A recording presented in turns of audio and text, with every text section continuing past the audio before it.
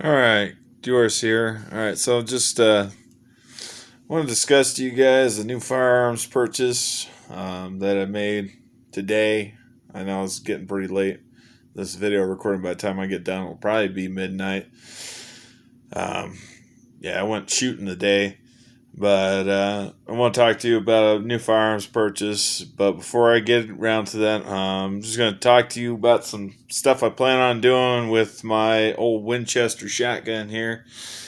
As you guys know, like I said, I know many of you guys who are subscribed to my channel. If you watch my videos regularly, you've seen this shotgun appear off and on in quite a few of my videos.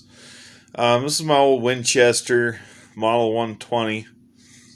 It's basically an El Cheapo version of the Winchester Defender series. Pretty much the same gun. This is just a little bit more of an Econobox model. I got some plans with this thing. The reason why I haven't gotten rid of this, like right now, it's kind of my quote-unquote extra gun. It's just kind of been sitting in the safe, not really been used other than, for a spoof video. Not been used. I haven't taken it out shooting in like almost 2 years. But like I said, I got some plans for this thing. I'm not planning on getting rid of it.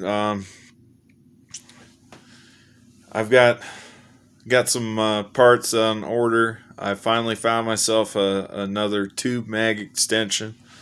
So this current tube mag extension I got on here, this is a Tacstar 2-round tube mag. So basically it increases the shotgun's overall capacity from 4+1 to basically 6+1. Actually, if I load this tube mag with just the shorter 2 3/4 inch shells, I can actually load 7+1 in here.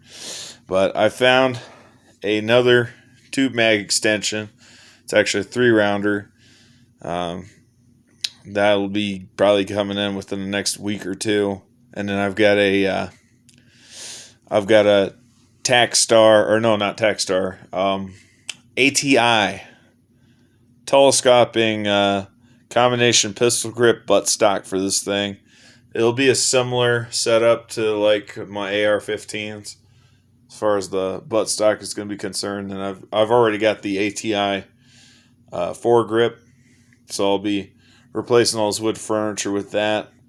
I'll be getting that longer tube mag extension. I'm going to probably be sitting about cutting this barrel down some more. It's already been cut down once from 28 inches down to like 25.5. That was because previously the choke was already damaged in this gun.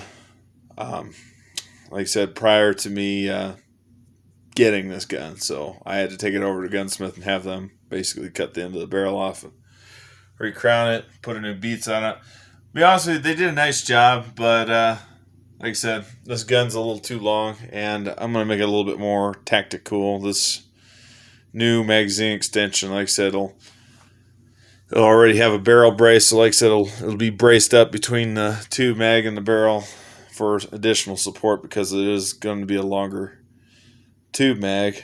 I'll be replacing the sling for a bandolier style sling, and I want to see if I can't find me a side saddle shell holster that'll attach to the receiver of this gun. Right now, I'm not finding any for sale online right now. It looks like the last one that was on eBay sold, and I don't know.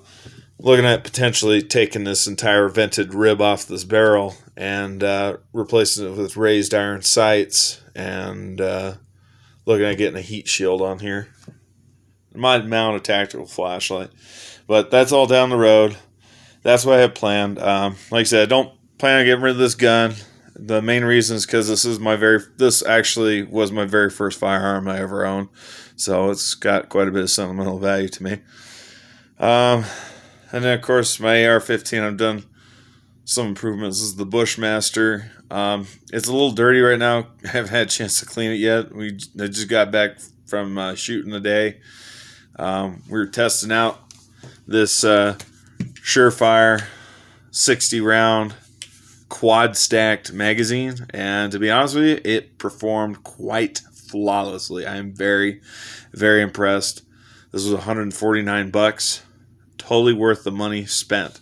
So, might get myself one more of these for the Armalite AR-15. And then, of course, I've done some upgrades to this. Of course, you guys already know about the Surefire flashlight. I went through, I added some M-lock. I had leftover pieces of M-lock, added it all the way around this heat shield, barrel shroud, handguard, whatever you want to call it. Added it around, and then was basically able to bolt all this extra stuff on here. So these are Knight's Armament little grip plates. Those are left over from Knight's Armament kit, because I actually got a full-on Knight's Armament kit that I added to the Armalite, and I just took the leftover panels and leftover pieces of M-lock and added it to this. So, yeah, unfortunately I had to reposition this switch to back here. It still works, it's just not ideal, and I actually had to move this pistol grip, or not this pistol grip, sorry, this vertical foregrip up a little bit further on the rifle, a little bit further than I like, but it works. I'm used to it. But yeah. I just want to see, this is a standard 30 round GI mag. You just put that right beside this quad stacked 60 round Surefire mag. It's kind of funny. Anyhow, sorry, we are getting a little long with this video. All right, hang on, let me get that. There we go. Put that back in. And then, of course, the Beretta. I upgraded the other flashlight, even though I never really got a chance to quote unquote use it on the range. Main reason why I got this one is because that other one I kept having issues with the switch accidentally getting turned on when it was in the holster.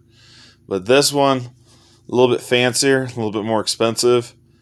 It's pretty much, this is a 3-mode flashlight. So obviously I got bright, dim, and seizure mode. And of course, I've also got this super bright green laser on this. So, and we were, Reese and I, we were dorking around with this laser, seeing how far it shines. It actually shines for quite a ways. I would safely bet, like I said, I would say it's a safe bet that this laser is capable of shining about 500 yards easily. So, a little overkill. This thing's a little bit bulkier than I'd like, but it fits pretty snug in the in that holster. Sometimes I can accidentally activate this power switch on the light, but it's not as easy as it was with that other one. So, this was, like I said, this is an iProtect brand, iProtect brand combination flashlight laser. This is $79 over at Shields. So, all right. Now, on to what I actually originally making this video for here. This is my new firearms purchase. Let's zoom this in. There we go. So this is a Ballister. What the heck? Sorry. Let me reread that. Ballister-Molina. Ballister-Molina 1911. This is an Argentinian made. This is an original Argentinian made 1911. It was manufactured between the years of 1938 and like 1953. Some of these guns were actually issued out, like were imported by Britain issued out to the British troops during World War II. I very quickly figured out that this is not, unfortunately, one of those rare Ballister-Molinas, because the markings on those, as far as the serial numbers are concerned, they would actually have, right, so like on the slide here, see it says 97080. If this was one of the British Army issue ones, it would actually have a letter B in front of the actual serial number. So this is just a regular one, plain Jane. It's in reasonable shape. It's a little dirty right now. Again, just got done shooting this gun too. We fired a full box of 50 rounds out of it. 50 plus 4 additional rounds I happen to have laying around. It pretty much functions just like any other 1911. There are some things that are a little bit different from this, from a regular 1911. First and foremost, the side plates are different. The screw holes are different. So if a person ever get a hold of these, you're not going to be able to just put on aftermarket side plates on these that are specific to the other 1911s, just because these screw holes won't match up. That's a big thing. And these are a little bit more chunky compared to the side grips on a regular 1911s. Now, granted, these grips, for certain, these side panel grips, these are definitely aftermarket. I'm almost 100% certain on that. And the reason why I say that is because this is all one single molded rubber plastic piece. So, but I do like the fact they got these like little ergonomic finger grips right here. Like I said, I bought this over at the pawn shop, used. So, I got this for $710. Like I said, as you can see, it's not in the best of shape, but it's definitely not horrific. Yes, there's some little bit of wear marks on the finish where the high points are on the slide and the frame. But, it's kind of to be expected, especially for a gun this age and gun being used. So, but I got plans for this one.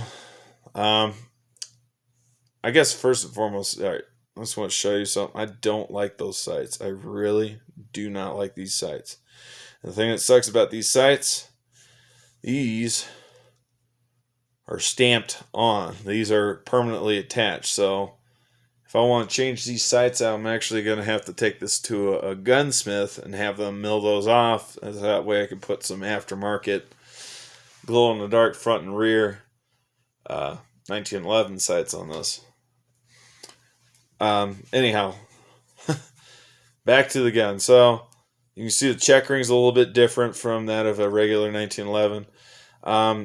This gun appears to be slightly more angular than a regular 1911. Those are some things I've noticed that's different between this and regular 1911. The other 1911s, at least as far as like the Kimbers go, I've seen them where they're not so, the hammers aren't so sharp looking like this one is. I mean, granted, they rounded this off, but like as far as the outer profile appearance goes with the hammer, this is a little bit more sharper looking. Another thing you'll notice, most 1911s have a backstrap safety. They did away with this. They don't have it. The only safety there is well, the hammer being locked forward, and then of course the little side safety right there. Classic 1911. This gun does take 1911 and 1911 clone magazines. So this magazine right here is a Pro Mag. This isn't, obviously this is not an original magazine for this firearm. This is just the magazine that came with the gun when I bought it. Right now, as it stands, that is the only magazine I have, that 1.7 rounder for this gun, so we'll get around to it.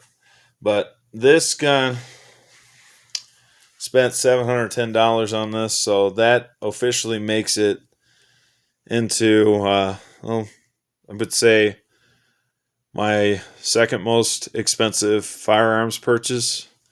The most expensive firearms purchase so far is this Beretta. This Beretta cost me $945 2 years ago. This was $710. This Bushmaster here was $700.16. So this gun beat that Bushmaster out by $9 and change. Now, like I said, I'm only counting the price for the initial purchase of my firearms, not for the upgrades and accessories, because if that was the case, this gun would be the most expensive firearm on my arsenal, just based on how much stuff I've upgraded on over the years. I practically put a whole nother rifle's worth of money into that gun. All right.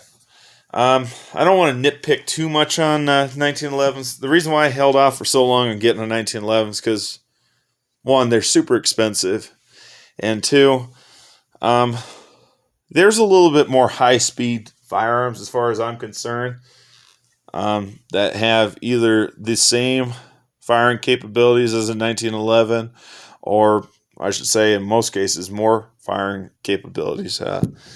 Take, for instance, granted, I'm not really, like I said, I don't want to harp too much on this. I'm not saying that 1911s suck.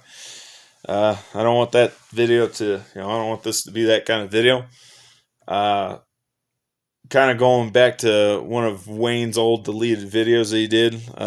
Wayne over there at Grateful Peasant, entitled 1911s Don't Suck, You Do.